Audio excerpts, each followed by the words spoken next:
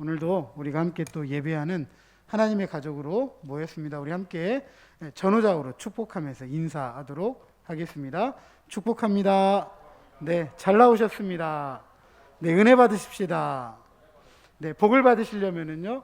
네, 아멘. 네, 오늘도 우리 예배가 복된 예배가 된 줄로 믿습니다.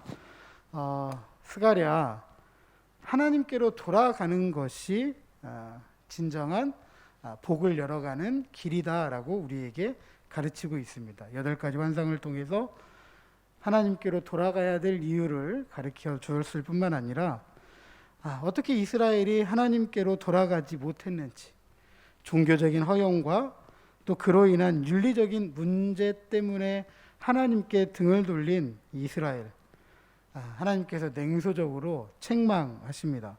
그럼에도 불구하고 하나님께서 이스라엘에 대한 뜨거운 불이 타는 듯한 마음, 즉 질투 때문에 다시 이스라엘에게로 돌아가기로 하셨습니다. 이 질투로 하나님은 기이한 일을 통해서 자기 백성을 포기하지 않고 자기 백성과 하신 약속을 반드시 지키신다라고 하였습니다.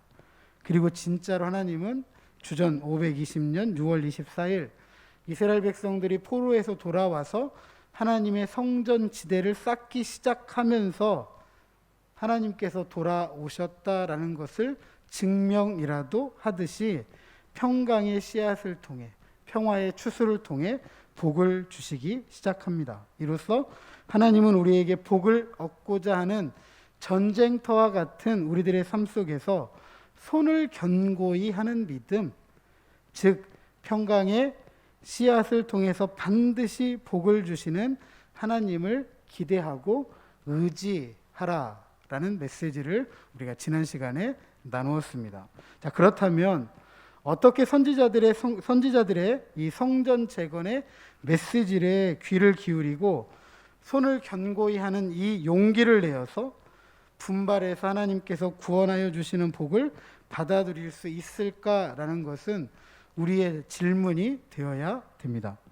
쉽게 말씀드려서 손을 견고히 하는 이 믿음, 용기 있는 이 믿음이 어떻게 견고해질 수 있느냐에 대한 질문입니다. 아마 다양한 방법들을 이야기할 수 있고 말할 수 있다고 생각이 됩니다. 그런데 오늘 본문은 바로 이 용기 있는 믿음을 위해서, 손을 견고히 하는 믿음을 위해서 지난 과거를 살펴봐라, 지난 과거를 되돌아보라라고 가르치고 있습니다. 영국의 정치가이자 저명한 역사학자였던 에드워드 할렛 카라는 분이 1961년에 케임브리지 그의 명저이죠. 역사란 무엇인가에 대해서 역사에 대한 첫 번째 해답으로 이런 언급을 합니다. 역사란 역사가와 사실 사이에 부단한 상호작용의 과정이며 현재와 과거 사이에 끊임없는 대화이다.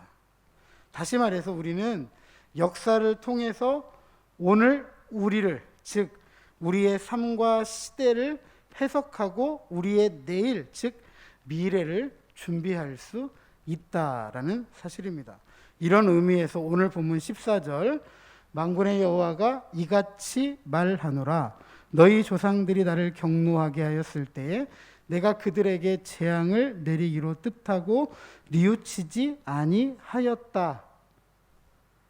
지난 과거를 지적하면서 이스라엘에게 오늘을 해석하고 내일을 준비하도록 하나님께서 과거를 회상하도록 하고 있습니다. 자, 그렇다면 이스라엘의 조상들은 무엇으로 말미암아서 어떻게 하나님을 경노케 했고 하나님은 그들에게 어떤 재앙을 내리기로 뜻하시고 뉘우치지 않았을까 한번 우리가 살펴봐야 됩니다. 자, 스가랴 1장 2절에 보면 여호와가 너희의 조상들에게 심히 진노했다. 또 1장 44절에 보면 너희 조상들을 본받지 말라, 옛적 선지자들이 그들에게 외쳐 이르되 만군의 여호와께서 이같이 말씀하시기를 너희가 악한 길, 악한 행위를 떠나서 돌아오라 하셨다 하나 그들이 듣지 아니하고 내게 귀를 기울이지 아니하였느니라 여호와의 말이니라 라고 하였습니다. 무엇이 문제였습니까? 이스라엘의 조상들이 끊임없이 하나님과 하나님의 말씀을 듣지 않고 거역했기 때문에 하나님께서 진노하셨다라고 하고 있습니다. 그리고 하나님의 이 진노는 이스라엘 역사 속에서 모든 재앙과 환란을 통해서 나타났습니다. 심지어 하나님께서 자기 백성으로 선택한 이스라엘 백성들을 버리셨잖아요. 이방에게 내주셨잖아요. 나라가 망하고 하나님의 도시, 하나님의 성전이 파괴되고 자기 백성을 뿔뿔이 흩으셨습니다. 이런 이스라엘의 역사가 오늘 우리의 손을 견고히 하는 용기, 즉 믿음을 굳세게 해야 될 이유를 우리에게 가르쳐주고 있습니다. 그러므로 손을 견고히 하기 위해서 용기 있는 우리들의 믿음을 위해서 우리는 이스라엘의 역사를 통해 신앙의 역사를 볼 수 있는 영적인 안목이 열려야 됩니다. 그런데 역사를 보는 안목은요, 죄송하지만 많이 배워서 되는 것은 아닙니다. 연세가 드시면 자연스럽게 얻어지는 것도 아닙니다. 그렇다면 역사를 볼 수 있는 안목이 어떻게 열릴 수 있을까? 그것은 하나님의 말씀에 대한 진지한 깨달음에서 시작됩니다. 역사를 어떻게 읽을 것인가, 어떻게 볼 것인가, 어떻게 해석할 것인가, 하나님의 말씀에 대한 진정한 깨달음이 없이는 올바로 역사를 이해하고 해석할 수가 없습니다. 말씀에 대한 깨달음이 아브라함을 하여금 믿음의 삶을 살아가게 했습니다. 말씀에 대한 깨달음이 모세로 하여금 민족의 지도자로 쓰임받게 했습니다. 말씀에 대한 깨달음이 여호수아로 하여금 위대한 사명을 감당하게 했습니다. 말씀에 대한 깨달음이 목동 다윗으로 하여금 골리앗 장군 앞에 서도록 하였습니다. 말씀에 대한 깨달음이 예수님의 제자들로 하여금 하나님 나라를 위해 자기 생명을 아낌없이 내어놓도록 했습니다.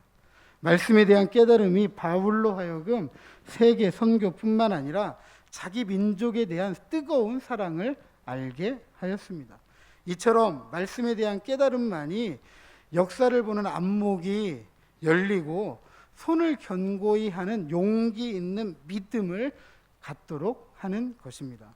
그리고 우리는 이 믿음을 통해서 개인의 삶, 우리의 가정, 우리의 교회, 이 나라와 민족을 위해 복을 열어갈 수 있는 삶을 살아가게 되는 것입니다. 이처럼 우리가 손을 견고히 하는 용기 있는 믿음으로 오늘을 살아갈 때 우리가 지난 시간에 말씀을 나누었던 것처럼 이제 하나님께서 은혜와 복을 베푸시는 것입니다. 역사를 통하여 손을 견고히 하기로 작정한 하나님의 백성들에게 믿음으로 살아가기로 결심하고 결단한 하나님의 자녀들에게 하나님께서 은혜와 복을 베푸시는 것입니다.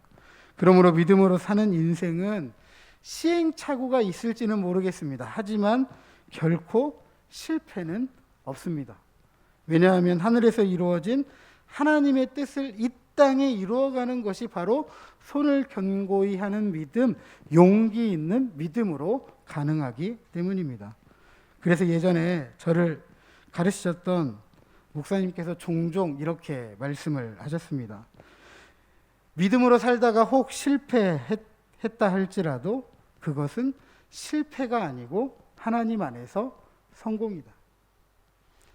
예수님의 십자가의 고난과 죽음은 세상 사람들의 눈에 볼 때에는 실패죠. 하지만 하나님 안에서는 성공인 줄로 믿으시기 바랍니다. 예수님의 제자들, 그리스도인으로 이 땅을 믿음으로 살아간다는 것, 세상 사람들에게 어리석게 보일지 모릅니다. 그러나 하나님 안에서는 믿음으로 살아가는 것이 성공입니다. 그 성경은 끊임없이 우리에게 손을 견고히 하는 이 믿음, 용기 있는 믿음을 하나님의 백성들에게 요구하는 것입니다. 하나님께서 은혜 베푸시기로 복을 주시기로 작정하시면 어느 누구도 막을 수가 없기 때문입니다. 그리고 그 은혜와 복은 무엇으로 받아 누리는 거죠? 믿음으로 받아 누리는 것입니다. 오늘 하나님의 은혜가 손을 견고히 하는 믿음의 용기를 내는 저와 여러분, 우리 명덕의 가족들에게 충만하게 임하는 줄로 믿으시기 바랍니다. 또 뿐만 아니라 이 주일 아침에 하나님의 은혜를 구하면서 하나님의 존전 앞으로 달려나온 우리 모두에게 특별한 하나님의 은혜와 복으로 후하게 넘치도록 채워주실 줄로 믿습니다. 그리고 이 은혜가 코로나 팬데믹으로 힘들고 어렵고 수고 많고 슬픔 많은, 그리고 고난과 고통 많은 세상을 능히 이기게 하는 하나님의 역사가 되는 줄로 믿으시기 바랍니다. 자, 그렇다면 이 은혜를 받아 손을 견고히 한 하나님의 백성들, 하나님의 자녀들은 어떻게 살아가야 될까요? 이것은 동전의 앞과 뒤, 양면처럼 함께 결속되어져서 움직이는 것이기도 합니다. 이런 의미에서 기독교는 은혜의 종교일 뿐만 아니라 윤리의 종교이고요, 믿음의 종교일 뿐만 아니라 행위의 종교이기도 합니다. 다시 말해서 하나님이 축복은 개인적이고 내적인 우리들의 샬롬일 뿐만 아니라 자연스럽게 우리 시대의 공동체적이고 외적인 샬롬의 축복이 되어야 합니다. 다시 말해서 손을 견고히 하는 용기 있는 이 믿음은 윤리와 정의, 문화를 통해서 하늘에서 이루어진 하나님의 뜻을 이 땅에 이루고 성취하는 것입니다. 따라서 신앙인들의 윤리와 정의 그리고 문화는 하나님의 꿈을 담은 책임 있는 삶이기도 합니다. 그래서 오늘 보면 16절 이하 17절에 보면 네 가지 삶에 대해서 우리에게 이야기합니다. 첫 번째로 이웃과 더불어 진리를 말하라고 합니다. 두 번째로 진실하고 화평한 재판을 베풀라고 합니다. 세 번째로 마음에 서로 해하기를 도모하지 말라라고 하였고, 네 번째로 거짓 맹세를 좋아하지 말라라고 하였습니다. 앞선 본문 7장 8절과 9절에도 매우 유사한 구절이 등장합니다. 윤리적 공의 실현이 결여된 외식적인 종교적 허영은 이스라엘로 하여금 멸망하게 한 원인입니다. 다시 말씀드리면 하나님을 믿는 사람은 이 땅에 대해서도 아름답게 살아야 됩니다. 하나님이 정의로우신 분이시면 예수 믿는 사람들도 정의로워야 됩니다. 하나님이 진실하신 분이라고 한다면 예수 믿는 사람들도 진실해야 됩니다. 하나님이 온 세상을 사랑하시는 분이라고 한다면 예수 믿는 사람들도 온 세상을 사랑해야 됩니다. 하나님께서 원수를 사랑하시는 분, 죄가 많은 우리를 사랑하신 분이라고 한다면 우리는 죄인까지도 사랑해야 됩니다. 그래서 예수님은 우리에게 이렇게 가르칩니다. 너를 저주하는 자들에게 축복하고 원수가 된 사람들을 사랑하고. 하나님을 믿는 사람들은 하나님의 성품이 드러나도록 이 땅을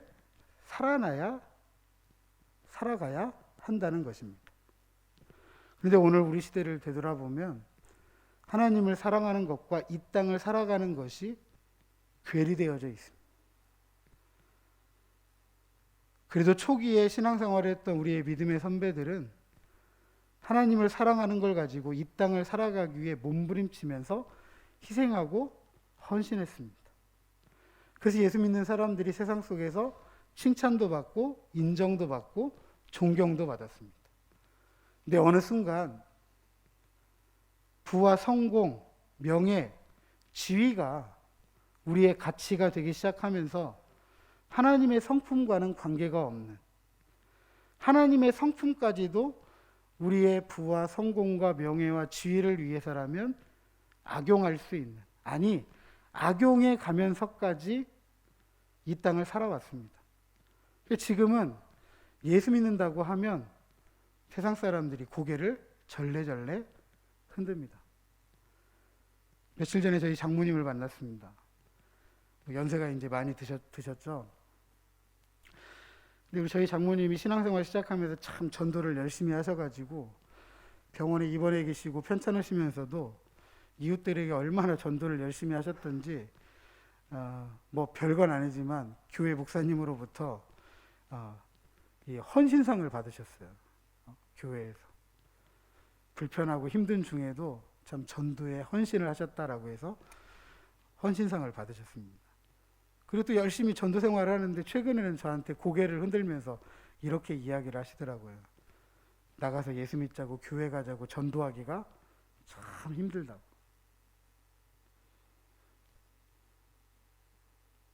어떻게 하다가 우리가 이렇게 되는지 모르겠습니다.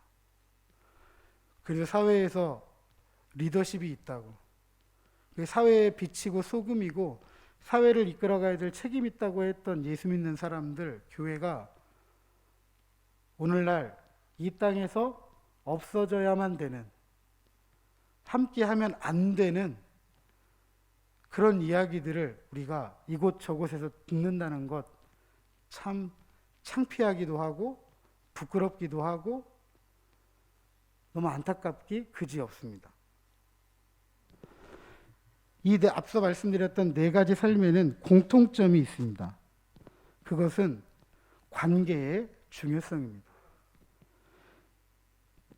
하나님과의 관계 중요합니다. 예수님께서 율법을 정리합니다. 첫째는 하나님을 사랑하라. 이건 너무나도 중요한 것입니다.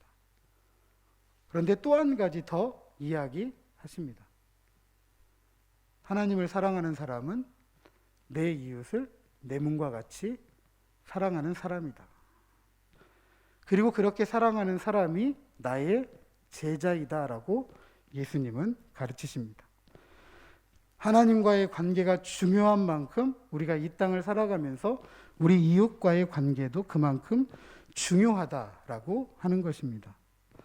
이것은 우상 숭배를 미워한다고 하셨던 하나님의 마음이 잘못된 인간 관계에 대해서도 미워하신다라고 가르치는 것일 뿐만 아니라 십자가가 담고 있는 수직적인 의미, 하나님과 우리 사이의 관계, 나아가서 이웃과 나와의 이 수평적인 의미의 연장선 안에서도 이해할 수가 있습니다.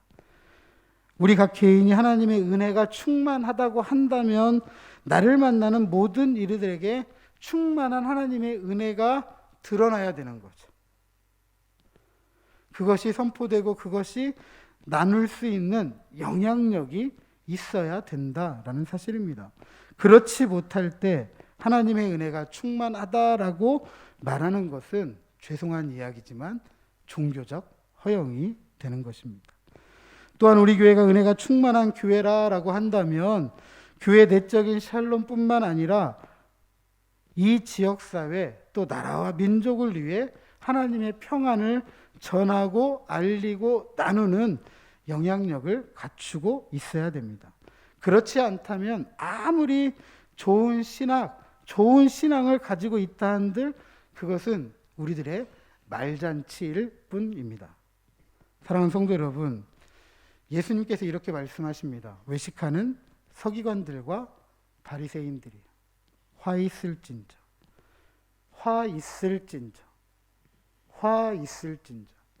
7번이나 화가 있을 것이라고 하면서 책망을 합니다. 왜냐하면 그들의 신앙생활은 자기들을 위한 것이었기 때문입니다. 신앙은 자기를 위한 교회 안에서만의 신앙이 되어서는 안 됩니다. 신앙은 나를 넘어서 너를 위한, 그리고 우리를 위한 교회 밖의 삶이 되어야 합니다.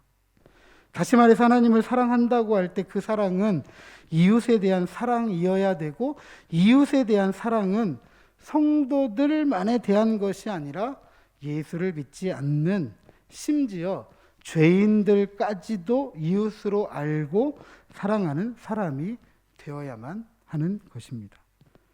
죄는 죄라고 말할 수 있어야 되지만 죄인에 대해서는 예수님처럼 친구가 될 수 있어야 된다라는 사실입니다. 그러므로 우리의 신앙은 어디에서 비치고 소금이어야 되느냐? 교회 안에서는 다 비치고 소금이잖아요. 누가 알아줄 사람이 없어요. 다 비치고 소금이기 때문에 그 빛과 소금은 교회 안이 아니라 교회 밖이 되어야 되고 저 바로 세상이 되어야 된다라는 사실입니다. 따라서 우리는 교회 안에서 서로 신앙이 좋다고 위로하고 위로받지 말고 교회 밖, 즉 세상으로부터 신앙이 좋다고 칭찬을 받고 인정하는 믿음의 사람들, 그렇게 용기 있는 사람들이 되어야 됩니다. 손을 견고히 하는 믿음, 용기 있는 믿음은 다른 게 아닙니다. 내가 믿고 있는 이 믿음, 내가 가지고 있는 이 신앙을 가지고 어디에서 살아가는 거예요? 교회 밖, 세상에서 예수 믿지 않는 사람들과 살아가면서 내가 믿는 하나님이 이런 하나님이라고 말하고 살아가고 알릴 수 있는 바로 그 믿음이 용기 있는 믿음이고 손을 견고히 하는 믿음이다라는 사실입니다. 바로 이처럼 빛과 같이 소금과 같이 빛처럼 소금처럼 종교적인 허영, 나를 위한, 자기를 위한 신앙생활 벗어던지고 우리가 손을 견고히 할 때, 믿음의 용기를 굳게 할 때 너와 나 우리를 위한 은혜를 나누면서 윤리와 정의와 문화를 통해 하늘에서 이루어진 하나님의 뜻을 이 땅에 이루고 성취하는 하나님의 꿈을 담은 책임 있는 삶을 살아가는 것이 오늘 우리들이 이 땅을 살아가는 소명이다, 사명이다라고 말씀을 드릴 수가 있겠습니다. 코로나 팬데믹, 우리의 모든 삶을 나 개인의 삶뿐만 아니라 우리 교회뿐만 아니라 이 세상을 살아가는 모든 사람들에게 힘들고 어렵고 눈물 나고 아프게 했습니다. 우리만 아픈 게 아니라는 거죠. 우리 모두가 아파하고 있고 모두가 힘들어하고 있습니다. 우리가 아파하고 우리 모두가 힘들어하는 것을, 그 신음소리를 하나님은 오늘도 듣고 계십니다. 왜냐하면 하나님은 의인의 하나님이시기도 하지만 악인의 하나님이시기도 합니다. 의인과 악인에게 비와 하늘의 빛과 모든 좋은 것을 함께 나누신 하나님께서 오늘도 그 신음소리를 듣고 있다라는 것이죠. 그렇다고 한다면 우리 예수 믿는 사람들은 모든 좋은 것을 함께 나눌 수 있는 믿음의 사람들로 살아가야 된다라는 사실입니다. 물론 내가 힘들지 않다는 거 아닙니다. 우리 각 사람들이 다 힘들고 어렵고 눈물 나고 아프고 답답한 시절을 살아가고 있지만 우리는 그 하나님의 큰 사랑과 은혜를 기대하고 하나님이 하실 일들을 믿음으로 바라보면서 오늘을 살아가는 사람들이기 때문에 이 땅의 많은 사람들에게 하나님께서 그렇게 일하시고 계시다라는 것을 삶으로 보여줄 이유가 있는 거죠. 그 삶으로 보여줄 때 필요한 게 무엇이냐? 바로 용기의 용기. 다른 용기가 아니라 믿음의 용기. 하나님께서 이 믿음을 가지고 살아갈 때에 이 모든 힘들고 어렵고 눈물 나고 아픈 삶을 이기게 하시고 새로운 은혜와 복을 우리에게 더하시면서 새로운 삶을 살아갈 수 있도록 그 가능성을 열어준다라는 메시지를 우리는 믿음으로 붙잡고 세상의 많은 사람들에게 알려야 된다라는 사실입니다. 그게 바로 하나님을 사랑하는 사람이 이 땅을 살아가는 삶의 모습이기도 합니다. 말잔치인 신앙생활 이제 우리는 벗어야 됩니다. 이 지역과 나라와 민족을 위해서 하나님의 샬롬, 하나님의 통치, 하나님의 다스림을 우리가 알릴 수 있어야 됩니다. 부디 손을 견고히 하는 이 믿음의 용기 더욱 굳세게 하는 믿음의 사람들로서 우리 코로나 팬데믹으로 잃어버린 교회의 영광을 회복하고 삶의 거룩함을 또 회복하고 고통 중에 있는 많은 이들에게 복을 주시는 하나님의 이 은혜로 말미암아 하늘의 평안을 알리고 윤리와 정의 그리고 문화적인 삶의 책임을 다하면서 하나님의 뜻을 이 땅에 이루어가는 믿음의 사람들 저와 여러분 우리 모두가 되시기를 주님의 이름으로 축복합니다.